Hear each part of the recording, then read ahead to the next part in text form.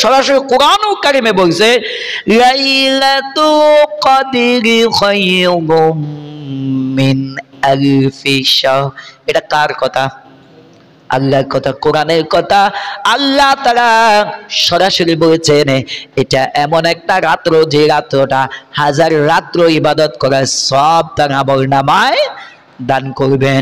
শুধু তাই নয়, এই রাত্রে আল্লাহ তাআলা তার শ্রেষ্ঠ কিতাব আল কোরআন নাজিল করেছেন। ইন্না আনজালনাহু ফি লাইলাতিল কদর। আমি আমার কোরআন নাজিল করেছি লাইলাতুল কদরের রাজনীতে। তাহলে এই রাত্রটা আল্লাহর কাছে সব চাইতে মর্যাদাপূর্ণ হলো। এক নাম্বার হলো হাজার মাসের চাইতে শ্রেষ্ঠ রাত। দ্বিতীয় নাম্বার হলো পৃথিবীর শ্রেষ্ঠ কিতাব আল কোরআন আল্লাহ তাআলা এই রাত্রিতে নাজিল করেছেন। সুবহানাল্লাহ। তার এই রাত্রটা আপনি তালাশ করতে পারবেন কাদের জন্য? যারা ইতিকাফে থাকবে। যারা কি থাকবে? ইতিকাফে থাকবে। তাদের আর তালাশ করতে কোনো সমস্যা হবে? তবে মনে করবেন হুজুর, অনেকে বলে হুজুর ইতিকাফ থাকে না, আগা দিন হুতি দেয়।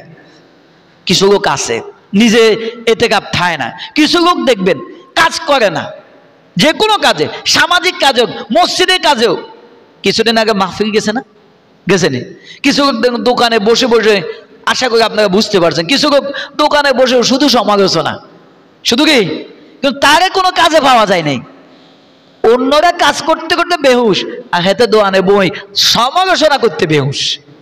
কিন্তু আপনি তালাশ করে দেখেন গবেষণায়, তার দ্বারা 2টা টাকার কাজও কিন্তু সমালোচনা ঠিক মতন হয়। তত কিছু লোক আমরা আছি ইতিকাফে থাকে না, ভালো কাজে থাকে না, কিন্তু দোকানে বসে কি ইতিকাফে বইবে হুতি দেয়। এটা তো ইতিকাফ না, এটার নাম হোতাকাপ আছে। কিছু লোক এমন কথা বলে, তাদের জন্য হুঁশিয়ার বলতেছি, সাবধান। তারা যদি সারাক্ষণ ঘুমাও থাকে, এটাও তাদের ইবাদত, এটাও তাদেরকে, কারণ তারা ইতিকাফের নিয়তে মসজিদে আসছে, তারা আল্লাহর জন্য এসেছে। তারা শুয়ে থাকুক আর জাগ্রত থাকুক, নামাজে থাকুক, যে অবস্থা থাকুক, 24 ঘন্টা তাদের আমলনামা আল্লাহ তারা এর নেকি লিখতে থাকেন। সুবহানাল্লাহ। শুধু তাই নয়, এই অবস্থা যদি তার মৃত্যু হয়ে যায়, তার ঠিকানা কোথায়? জান্নাত। তার ঠিকানা কোথায়? জান্নাত। সুতরাং যারা ইতিকাফে থাকবেন, আজকে কি কোরআনে দাওয়াত আছে নি? মুসুকি কই? মনে হয় কোরআনে দাওয়াত আছে। আমার তো আগে নাকি ব্যাগ মার্কেট করতে চলে গেছে। ও সম্ভবত আজকে আবার ফিলিস্তিনের জন্য শহরে মিশে গেছে, তো সবাই তো আর যাবে না। হয়তো ইয়ং যারা, যুবক যারা, তারা হয়তো যাবে কুটি কয়েক, মুরব্বীরা তো যাবে না। ইকসাম তো বাজারে যাইতাম, কইছে যাইতে হবে না, অনকি মাইজি যাইব।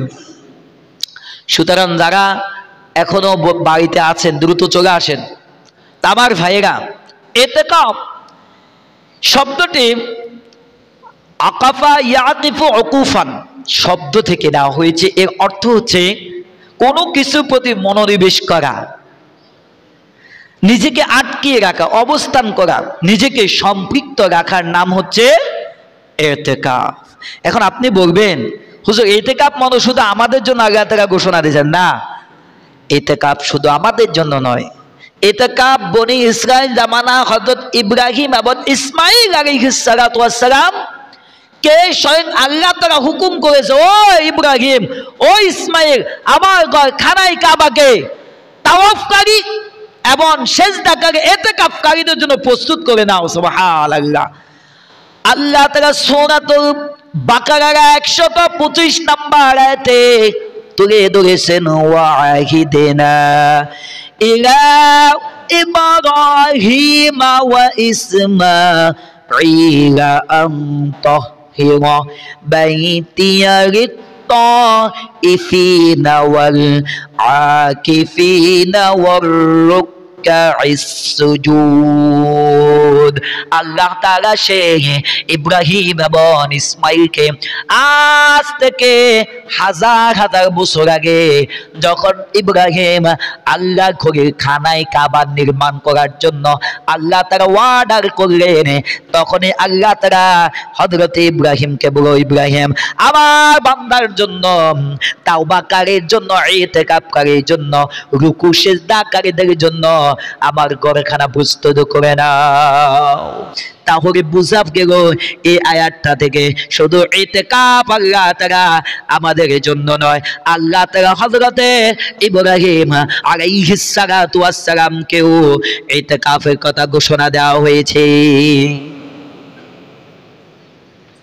ইতিকাফের অত্যন্ত প্রাচীন একটি আমল, এই ফজিলত অনেক রয়েছে, সহিহ বুখারীতে বলা হয়েছে। এর মাধ্যমে নবী করিম সাল্লাল্লাহু আলাইহি ওয়াসাল্লাম একটি গুরুত্বপূর্ণ সুন্নাত গত জুমা বলেছিলাম, নবীজি হিজরতের পর থেকে এমন কোন বছর নবীজি ইতিকাফ করেন নাই, নবীজি নাই। হাদিস আন আয়েশা রাদিয়াল্লাহু তাআলা জাওজাতুন নবী সাল্লাল্লাহু আলাইহি ওয়াসাল্লাম قال قال النبي صلى الله عليه وسلم كان يعتكف العشر أواخر من رمضان حتى توفاه الله ثم اعتكف أزواجه من بعده।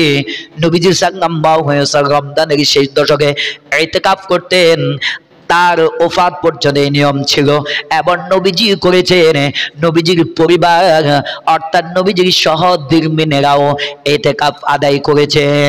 এই হাদিস থেকে বুঝলেন আমার অনেক মা বোনরাও কিন্তু বাড়িতে ইতিকাফ থাকে, অনেক বিদ্যা মহিলা আছে, অনেক আল্লাহ দিনদার মা বোনেরা আছে যে তারাও ইতিকাফ রাখে। আমার অনেক মা বোনরা আছে, যদিও বর্তমান যুগে কিছু মহিলারা দুনিয়ার লোভে পড়ে গেছে, কিন্তু দিনদার কিছু মা বোন আছে তারা কিন্তু বাড়িতে এমন কিছু ইবাদতের মধ্যে নিমগ্ন আছে। খোঁজ নিয়ে দেখেন অনেক মা বোন আছে কয়েক খতম কোরআন শরীফ দেওয়া হয়ে গেছে, অনেক মা বোন আছে এত কর্মব্যস্ততার পরেও, পারিবারিক কাজের পরেও অনেক মা বোন আছে তাহাজ্জুদের নামাজ তার এখনো গ্যাপ হয় নাই, আছে না? এমন কিছু মা বোন আছে, এমন কিছু মা বোন আছে তারা এই ইতিকাফটাও আদায় করবে। আমার ভাইরা, যদি মা বোনরা পর্যন্ত ইতিকাফ থাকতে পারে, আমরা পুরুষরা কেন থাকতে পারবো না? আল্লাহ আমাদেরকে থাকা তৌফিক দান করুন, সবাই বোন আমিন। তার মানে নবীজি এই ইতিকাফের মাধ্যমে নবীজির একটা সুন্নাত আদায় হয়ে যাবে। কি হয়ে যাবে? সুন্নাত আদায় হবে। দ্বিতীয় নাম্বার হলো আল্লাহ তাআলা বলেন জাহান্নাম থেকে নিষ্কৃতি গ্যারান্টি, যেটা আমি ইতিপূর্বে বলেছিলাম। عن ابن عباس رضي الله تعالى عنه قال قال النبي صلى الله عليه وسلم من مشى في حاجة أخي كان خيرا له من اعتكاف 10 سنين ومن اعتكف يوما ابتغاء وجه الله جعل الله بينه وبين النار 3 خنادق كل خنادق بعد مما بين الخافقين। হযরত ইবনে আব্বাস রাদিয়াল্লাহু তাআলা বলেন, নবীজি বলেন, যে ব্যক্তি তার মুসলিম ভাইয়ের প্রয়োজনে সাহায্যের জন্য চলে, এটি তার জন্য 10 বছরের ইতিকাফের চেয়ে উত্তম।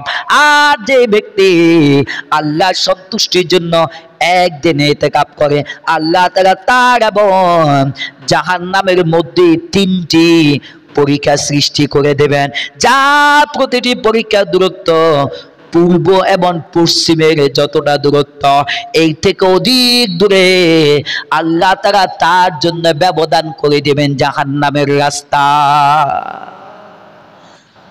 যে ব্যক্তি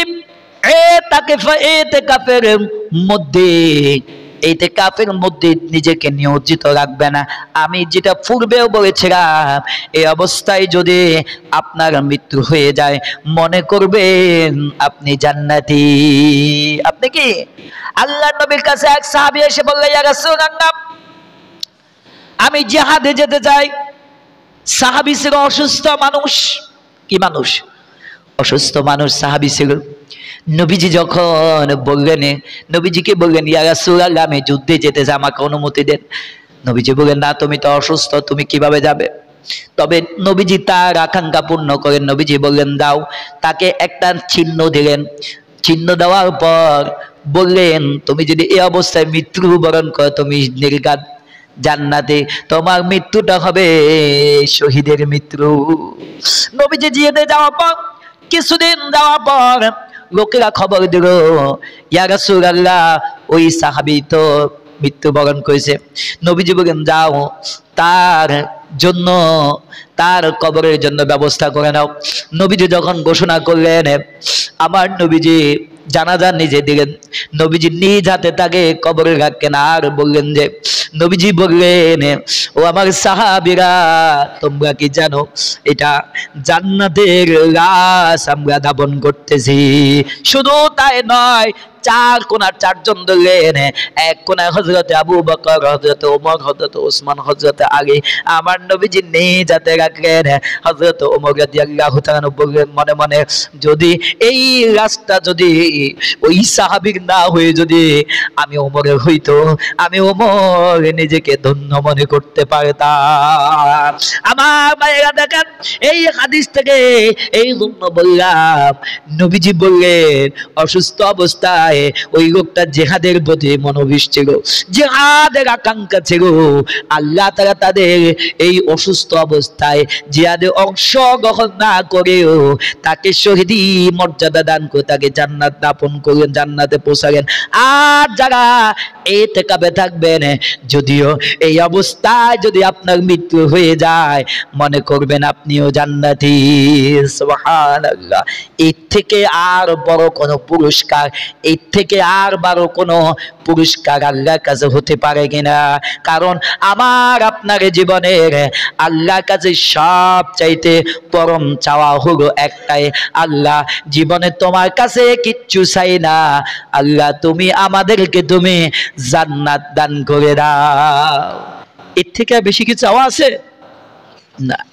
এই জিন্দেগি আমার এটাই চাওয়া, আল্লাহ তুমি আমাকে জান্নাত দান করে দাও। বলবেন হুজুর আমি তো অসুস্থ মানুষ। আপনি অসুস্থ হলেও যে বাড়িতে দিনে গুলা কাটাইতে হবে, মসজিদও সময় অতিবাহিত করা লাগবে না? লাগবে। হয়তো আপনি এই নিয়ত করে পেরোন অসুস্থ অবস্থা হলেও হুজুর অসুস্থ হওয়ার পর আমি নিয়ত করেছি, দেখবেন আল্লাহ তাআলা এই উসিলা করে কি করবেন? সুস্থ করে দিবেন। আমি দেখেছি চট্টগ্রামে আমাদের এলাকায় একজন মানুষ, তিনি অনেকেই চিনবেন, ওই যে আমাদের এলাকায় একটা দোকান আছে মাজুর মার দোকান করে ওনার আব্বা, উনি গাছটা ছিঁড়াইত, অ্যাক্সিডেন্ট করে পা ভেঙে বেরিয়েছে, পায়ে ব্যথা, নামা করতে পারতো না, বসতে পারতো না। কিন্তু উনি দেখেছি এর আগে কিন্তু নামাজে এত মনোনিবেশ ছিল না। অ্যাক্সিডেন্ট হওয়ার পর তিনি মোটামুটি নামাজ ধরেছেন, নিয়মিত নামাজ আদায় করতেছেন। আমি দেখেছি আলহামদুলিল্লাহ 6 থেকে 1 বছরের ভিতরে ওনার পা যে সমস্যাগুলো সব আল্লাহ তাআলা সুস্থ করে দিয়েছেন। এমন কিছু পুরস্কার আছে আল্লাহ তাআলা আল্লাহ খুশির জন্য করেন। আপনি অসুস্থ হন, আপনার বড় ধরনের কোনো রোগ হোক, আপনি নিয়ত করে পেরেন আল্লাহ ঘরের জন্য। আচ্ছা বলেন তো দেখি, আমার যদি আপনার যদি এই মুহূর্তে যদি বড় ধরনের একটা অ্যাক্সিডেন্ট হয়, হাসপাতালে যদি 10 দিন কাটাইতে হয়, এমনও যদি হতে পারে, আপনি বলবেন হুজুর আমি ব্যস্ত মানুষ, কিভাবে আমি সময় কাটাবো, আমার বাড়ি অনেক কাজ। আপনি যে এই মুহূর্তে একটা বড় ধরনের অ্যাক্সিডেন্ট হন, একটা রোগে আক্রান্ত হয়ে যদি ওই 10টা দিন আপনাকে হাসপাতালে সবাই আগে আপনাকে কাজগুলো করবে কে? আপনাকে কাজগুলো করবে কে? এমন কি হতে পারে না? পারে। সুতরাং আমরা চেষ্টা করবো ইতিকাফ করার। অন্য হাদিসে বর্ণিত আছে, ইবনে আব্বাস রাদিয়াল্লাহু তাআলা ইতিকাফ সম্পর্কে বলেন যে নিজেকে গুনাহ থেকে বিরত রাখা এবং নেককারে সকল নেকি অর্জন করতে চায় সে যেন নেককারদের অর্থাৎ সে যেন ইতিকাফ করে। ইতিকাফ করে 2টা পুরস্কার, এক গুনাহ থেকে বাঁচে থাকে। গুনাহ থেকে আপনি দেখেন আমি যখন বাইরে থাকি সকাল থেকে 24টা ঘন্টা, আপনি ওই আত্মসমালোচনার কথা বলছি না, আপনি ওই আরো একবার বলছিলাম, আপনি আজকে বিছনায় ঘুমানোর পূর্বে হিসাব করে দেখেন আপনি পুরো 24 ঘন্টা আপনার কতটা সময় কতটা কারণে অকারণে আপনি মিথ্যা কথা বলতে হয়েছে না? মিথ্যা কথা বলতেছে, কারণে অকারণে, হাসি ঠাট্টা মস্করা হোক, মিথ্যা কথা বলা গেছে।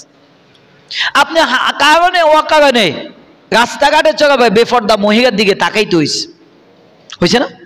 আপনি কারণে অকারণে কত রকম অন্যায়টা আপনি লিপ্ত হওয়া গেছে না? গেছে। কিন্তু আপনি ইচ্ছা না থাকার শর্ত এগুলো আপনার জন্য পরিবেশগত কারণে হয়ে গেছে। আর আপনি যখন ইতিকাফে থাকবেন, এই 24টা ঘন্টা আপনার দ্বারা কোনো কি হবে না, গুনাহ হবে না। আপনার দ্বারা ওই যে বললাম না, ঘুমাই থাকলো তার আমলটা কি হবে, নাকি ফেরেশতারা প্রতিযোগিতা রাখবে।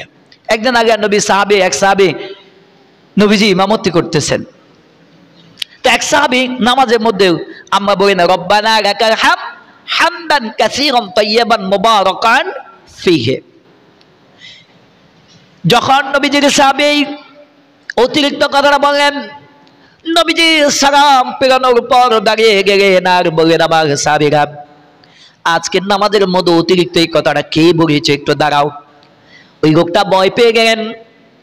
নবীজি বলেন, ভয় পেও না, তুমি জানো না আমি জানি, তুমি যখন নামাজের মধ্যে এই অতিরিক্ত কথাটা বলতে থাকে আমি দেখতে পেলাম আল্লাহর রহমতের ফেরেশতারা তোমার আমল নামার মধ্যে কে কত নেকি লিখবে প্রতিযোগিতা লিপ্ত হয়ে গেছে। সুবহানাল্লাহ। ওই দিন থেকে নামাজের মধ্যে এই অতিরিক্ত কথাটা যুক্ত হয়ে গেল। সুন্নাত নবীজি যা বলেছেন, যা করেছেন এবং যা করতে বলেছেন, সাহাবায়ে কেরাম যা করেছেন মৌন সমর্থন দিয়েছে, এটাই হলো কি নবীজির সুন্নাত। আমার ভাইয়েরা, আমরাও যারা ইতিকাফে থাকবো তাদের জন্য এমন পুরস্কার আল্লাহর পক্ষ থেকে আছে। দ্বিতীয় নাম্বার পুরস্কার হলো নেককারদের সকল নেকি তার আমলনামায় সহজেই পৌঁছে যাবে।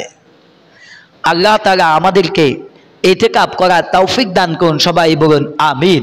এই যে এতক্ষণ কথাগুলো বললাম, আল্লাহ তাআলা যাদেরকে কবুল করবেন স্বইচ্ছায়, জোর করে বলার দরকার আছে না।